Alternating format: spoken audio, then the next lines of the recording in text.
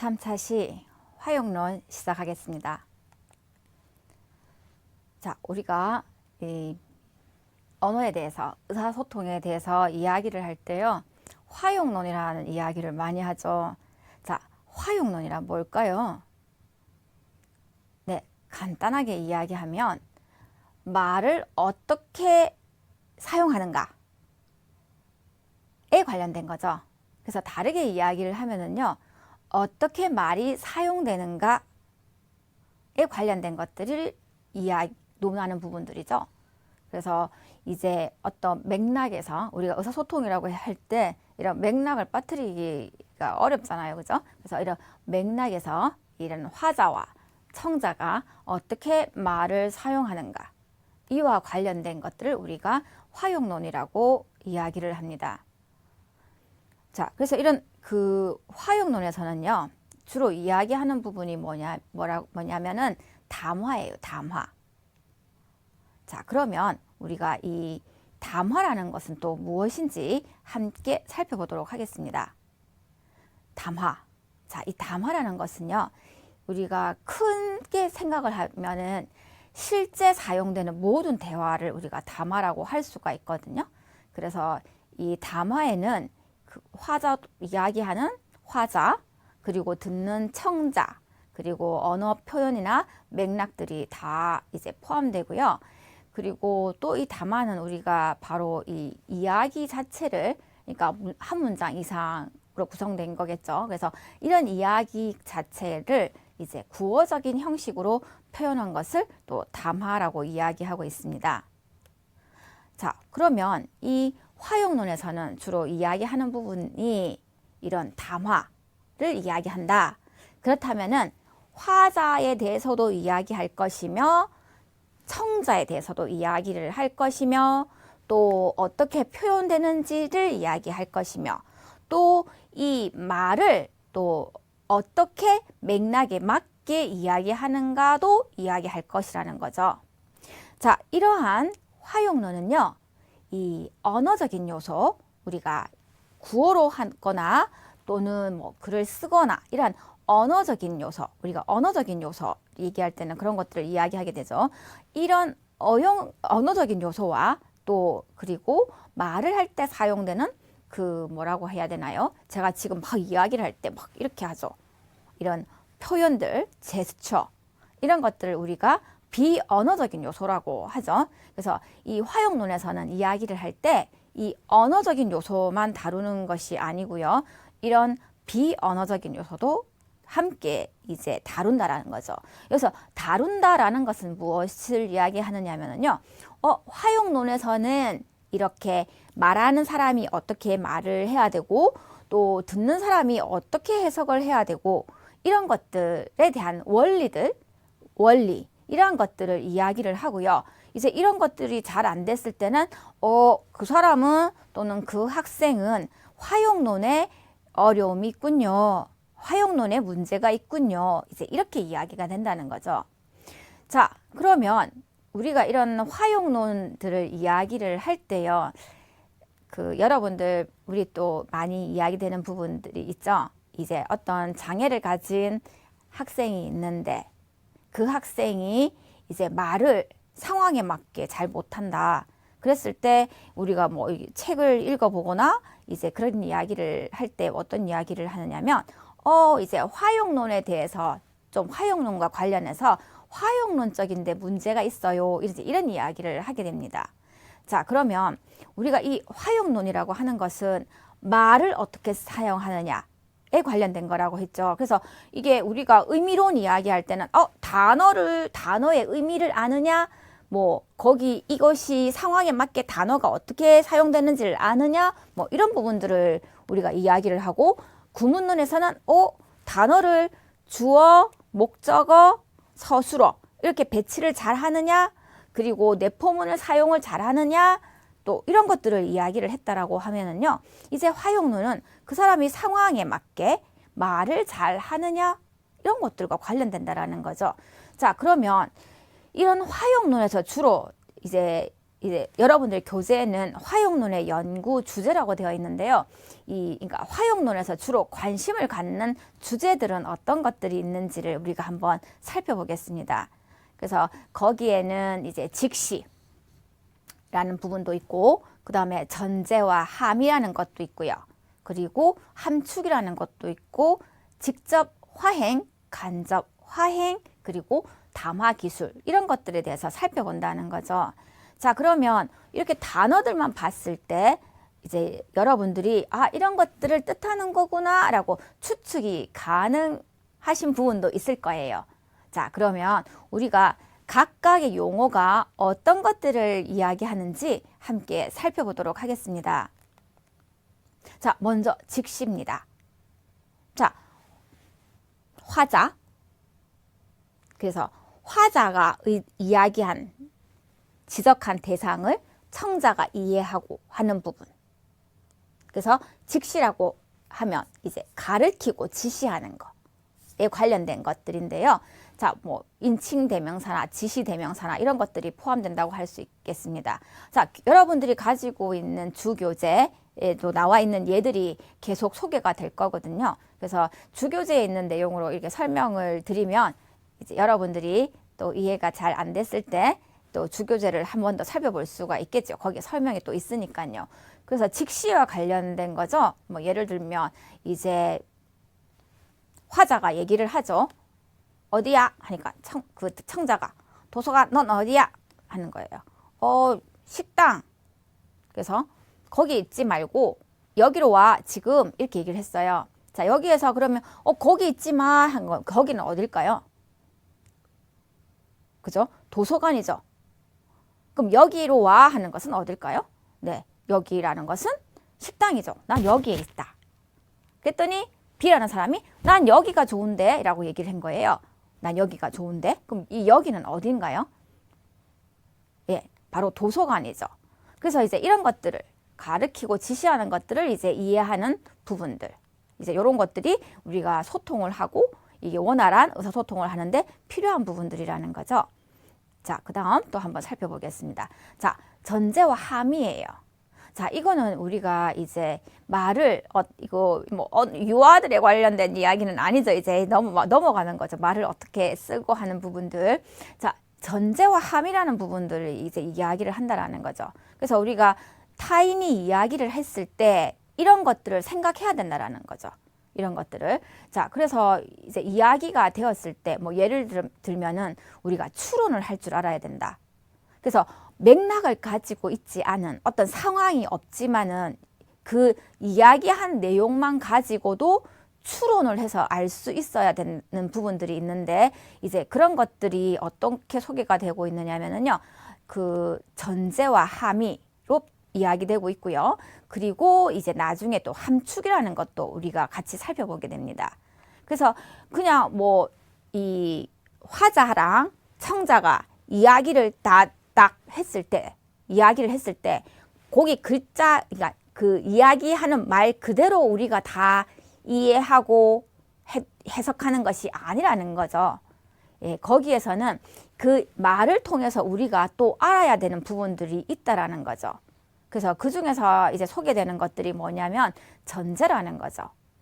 그래서 그 예를 들어서 그 말 자체가, 그 문장 자체가 이제 이야기를 했을 때 이제 그것들을 한 문장으로 얘기를 했는데 그 안에서 깔고 있는 그 전제된 것들을 이 청자가 이해하는 부분도 필요한 거죠. 그래서 그런 부분들도 이제 화용론에서는 이야기가 되고 있습니다. 그래서 뭐 예를 들어서 이제 교재에 나와 있는 예를 사용하겠습니다. 그래서 영희는 철수와 결혼한 것을 후회한다. 누군가가 이야기를 한 거예요. 자, 그러면 결혼한 것을 후회했다. 여기에서는 전제가 있는 거죠. 그러면 후회한다. 이게 참이다. 그러면 전제는 뭐예요? 거기에 깔려 있는 사실들은 뭘까요? 영희하고 철수는 결혼을 했다라는 거죠. 그리고 두 사람이 부부다. 이거는 뭐 말 안 해도 우리가 추측해서 생각할 수 있는 부분인 거죠. 그죠? 그래서 이것이 전제가 되는 부분인 거죠. 전제가 되는 부분. 그 다음에 철수가 이번에는 이제 그게 전제가 깔리는 거죠. 결혼한 거 후회했어. 그러면 그 전제 조건은 두 사람은 결혼했다라는 거네? 부부라는 거네? 이 얘기가 된 거예요. 자, 이번에는 철수가 그 개미를 죽였다. 이것이 이 함의하는 건 뭘까요? 추론하는 것, 우리가 추론해 볼 수 있는 거 논리적으로 죽였으니까 그 개미는 어떻게 됐을까요? 죽은 거예요. 그래서 논리적으로 그래서 전제와 함이라는 것은 어떤 추론성을 가지는 거죠. 맥락과 관계가 없는 거죠. 상황에 따라서 해석하는 부분이 아니라는 거죠. 그래서 그 문장을 보고 이야기한 것을 보고 이런 것들이 있구나, 이런 것들이 전제됐구나, 이런 것들이 함의가 있구나를 우리가 이야기를 할 수 있다라는 거죠. 이런 범위들이 화용론에 들어가는 부분들이죠. 자, 그 다음에 함축인 거죠. 자, 그래서 이게 직접 표면에는 드러나지 않지만 미루어 생각할 수 있는 거죠. 짐작할 수 있는 의미들. 그래서 반드시 참이 되지는 않겠지만 미루어 우리가 추측할 수 있는 부분들. 그래서 뭐 누군가 결석을 했어요. 누가 이제 뭐 모임에 안 왔어요. 그래서 이제 물어보는 거죠. A가 너 이제 다 났어? 했더니 어제부터 학교 다시 나가. 이거는 다 났으면 다 났다 이런 것도 아니고 다 났는지 안 났는지는 잘 모르겠지만 괜찮은가 보다 라고 우리가 그 의미를 추론해서 알 수가 있는 거죠. 그래서 이런 부분들이 함축에 해당되는 거죠. 자, 그리고 이제 또 우리가 이 화용론, 말을 어떻게 사용하느냐에 관련되는 것들을 이야기할 때 우리가 또 알아야 되는 부분들이 있는데요. 자, 그게 뭐냐면 이 직접 화행하고 간접 화행인 거거든요. 자, 이거는 뭐 직접 화행은 뭔가요? 그냥 뭔가요? 예를 들어서 그 대화를 할 때 말을 주거니 받거니 대화를 할 때 화자가 자기 의도를 직접적으로 표현하는 거죠. 뭐 예를 들어서 지금 A가 너 밥 먹으러 지금 같이 갈까? 그랬는데 B가 아니 나 시간 없어. 그냥 시간 없다고 직접 하게 딱 잘라서 버리는 거죠. 그죠? 시간 없어. 거기에는 그 사람이 그냥 싫다는 게 그냥 시간 없다는 걸 그대로 나타내는 거 이런 것들은 직접 화행. 자, 그런데 간접 화행은 뭔가요? 이 말하는 사람의 의도를 간접적으로 표현하는 거죠. 상황하고 맥락에서 이제 얘기하는 거죠. 간접적으로. 그래서 뭐 교재에 나와 있는 예를 쓰자면 엄마가 얘기를 하는 거죠. 너 도대체 몇 살이니? 그러니까 숙면 뜻은 뭘까요? 너 너무 잘하니까 너 도대체 몇 살이니? 이렇게는 안 하죠. 너 도대체 몇 살이니? 너 나이에 맞지 않게 행동한다라는 게 깔려 있는 거죠. 거기에는. 그죠? 그래서 그 어머니는 너 지금 몇 살인데 그렇게 하니? 이렇게 얘기할 거를 돌려서 얘기하는 거죠. 그래서 너 도대체 몇 살이니? 맞나요? 간접적으로 얘기를 하는 거죠. 그런데 아들은 저게 이제 교재에 나와 있는 예를 보면 12월이 되면 20살이 됩니다. 그래서 이 어머니의 화자의 의도를 파악을 못한 대답을 한 경우가 되는 거죠. 그래서 간접 화행이라는 것은 이 대화에서 이 말하는 화자의 의도를 간접적으로 돌려서 표현하는 부분을 이야기합니다. 그래서 이런 부분들도 잘 하느냐 못하느냐에 따라서 이 화용적인 부분을 잘 사용하느냐 못하느냐를 이야기를 하게 되는 거죠. 그래서 지금 우리가 이 언어의 구성 요소들을 가지고 이야기를 하고 있는데요. 이 화용론은 말의 쓰임이죠. 어떻게 쓰느냐. 그죠? 그래서 직접 화행은 아까 직접 화자의 의도를 밝히는 거고, 간접 화행은 의도를 간접적으로 표현하는 거죠. 상대가 눈치가 있으면 상황에 보고 알 수가 있겠죠. 자, 그 다음에 우리가 또 이야기를 남들과 소통을 잘 하려면은요. 그러니까 뭐 대화, 즉 이제 말을 주거니 받거니를 잘 하려고 하면 거기에도 기술이 필요한 거죠. 기술이. 우리가 살아가면서 많은 부분들이 우리가 기술이 필요하죠. 기술이. 자, 그러면 이 담화 기술, 이 말을 잘 사용하는 이 기술에는 어떤 것들이 있는지 함께 살펴보도록 하겠습니다. 자, 거기에는 보면은요, 이 먼저 이야기를 할 때는 이 차례대로 말을 해야 되겠죠. 적어도 횡설수설 이 말했다. 뭐 순서에 안 맞게 얘기하면 어떤가요? 듣는 사람이 이해를 잘 못하는 거죠. 그래서 이 담화 기술에는 이게 순서적으로 조직해서 차례대로 말하는 이런 부분들이 또 중요하고요. 그 다음에 담화 기술, 그죠? 이야기를 참 잘하는 사람들은 굉장히 잘하거든요. 그래서 이제 그 사람들, 이야기를 잘하는 사람들, 대화를 할 때 그냥 빨려 들어가는 경우들이 있잖아요. 그래서 이런 사람들이 쓰는 것들이 바로 이 담화 기술들을 굉장히 잘 쓰고 있는 거죠. 그냥 대화들을 시작을 해가지고 자기가 이야기하고 싶은 부분들을 이제 잘 유지를 해나가는 거예요.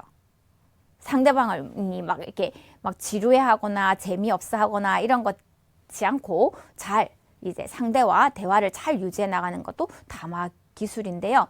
그러니까 시작도 잘하고 유지를 잘하고 또 일관성 있게 주제를 이어나가는 게 필요하죠. 우리 이야기할 때 순서도 필요하지만 이제 이거보다 또 중요한 것은 이 주제를 일관되게 하는 거. 막 이제 뭐 조금 전에는 요리 이야기하다가 막 나중에 갑자기 우리 친척 이야기하다가 그래서 이 사람이 지금 무슨 이야기를 하고 있지? 이제 이렇게 되면 어떤가요? 소통이 이루어지기가 어려운 거죠. 대화가 이어나가기가. 그래서 우리가 대화를 한다라는 것은 어떻게 보면 어떤 내용을 가지고 서로 공을 주거니 받거니 던지고 받고 던지고 받고 이런 것들이 돼야 되는 부분들이거든요. 그죠? 그래서 또 거기에 이러한 필요한 또 기술들이 또 어떤 것들이 있는지 또 한번 살펴볼까요? 그 다음에 우리가 이런 주거니 받거니도 잘하면서 또 기술적으로 잘하면서 이런 그러니까 그 대화를 상대방과 잘 주고받고 잘하려면은요 또 피드백을 주는 것도 중요하죠. 나는 표현 안 하는 사람이야. 난 과묵한 사람이야. 이렇게 해서 그냥 가만히 얘기할 동안에 가만히 듣고 있는 거예요. 다 얘기할 때까지 눈만 보면서 가만히. 그러면 상대가 이야기를 하고 싶겠어요, 계속해서? 그렇지 않죠.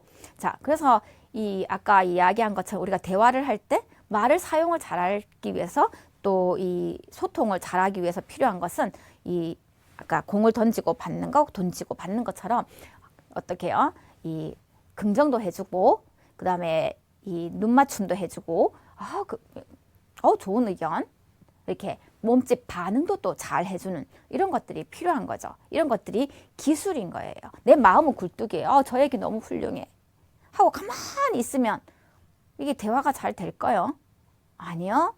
어떤가요? 잘 되려고 하면 상대가 더 의견이나 정보를 더 주고 싶은 마음이 생기기 위해서는 우리가 반응도 잘해야 된다는 거죠. 그래서 눈맞춤도 해주고 그래요 이렇게도 해주고요. 그래서 이런 피드백을 주는 거 이것도 이 담화 기술에서 우리가 생각해야 되는 부분, 중요한 부분이죠. 그리고 실수를 수정하는 것도 필요한 거예요. 우리가 이야기를 하다 보면 실수가 나가거든요. 그래서 예를 들어서 뭐 이야기를 할 때 뭐 이제 저건 할머니가 운동하고 막 이렇게 뭐 얘기를 할 때 할머니께서 여기 계시는데 뭐 할머니가 운동하고 해서 존칭을 안 썼다. 그러면 이제 빠르게 실수를 수정해 나가는 것이 필요하죠. 이제 그런 부분들. 그래서 이런 것들 간단한 것 같지만 이러한 기술 자체가 어떤 대화를 원활하게 한다라는 거죠. 그 사람이 막 유창하게 말을 잘하고 막 좋은 단어들을 쓰고 이런 것들보다는 이런 이 공을 던지고 받고 이런 것들이 잘 이루어질 수 있도록 반응도 잘해주고 또 본인이 이 상대가 오해하지 않도록 본인이 실수하는 부분에 대해서는 또 수정하는 이런 부분들도 필요한 거죠. 그리고 이런 또 이야기를 할 때는 상대와 대화를 할 때는 이 듣는 사람이 이 청자가 이게 뭐 남자인지 또 여자인지 또 이런 것도 고려를 해야 되고요. 그 다음에 연령이 뭐 10대인지 20대인지 이런 것도 고려해야 되고 또 얼마나 친한지 또 성격은 어떤지에 따라서 그 이야기할 내용이라든지 또 사용하는 어휘들을 선정을 해야 되는 거죠.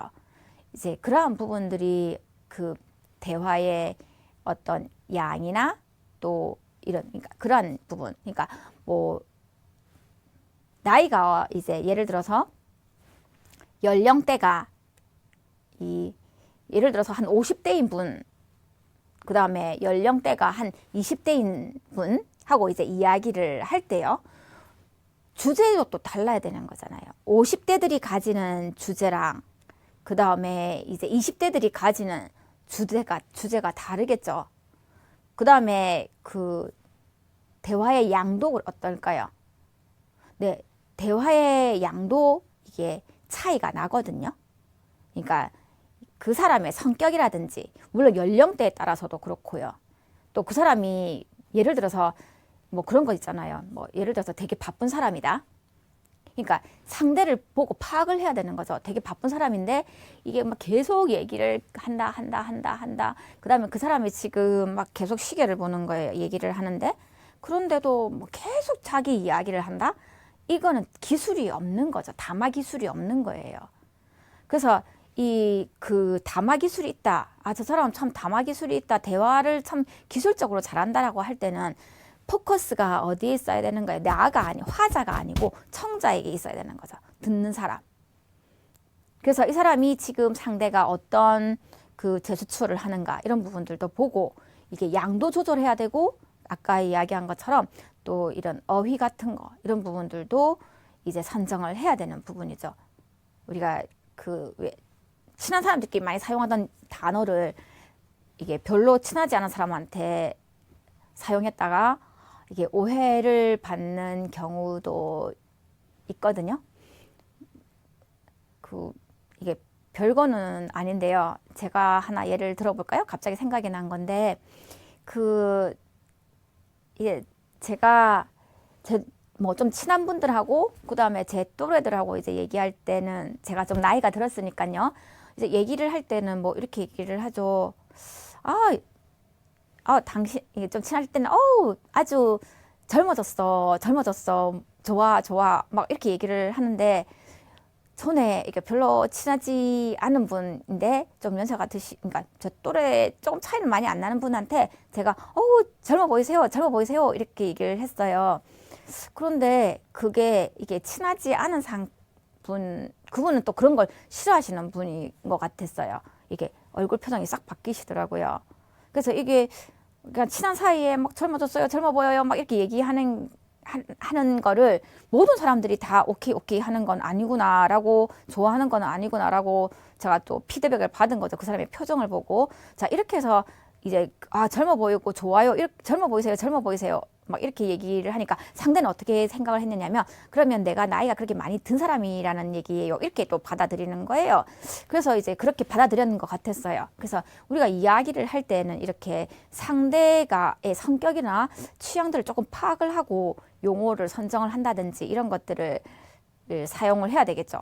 예, 요건 조금 극단적인 예였지만 예, 저도 나름 실수를 한 적들이 좀 있었거든요. 근데 이런 대화를 하다가 이렇게 이게 실수구나라는 걸 깨닫는 순간 저는 예민해지는 거예요. 이제 듣는 사람의 나이나 연령이나 친숙도나 성격에 따라서 내가 이런 것들을 조리를 해야 되는구나.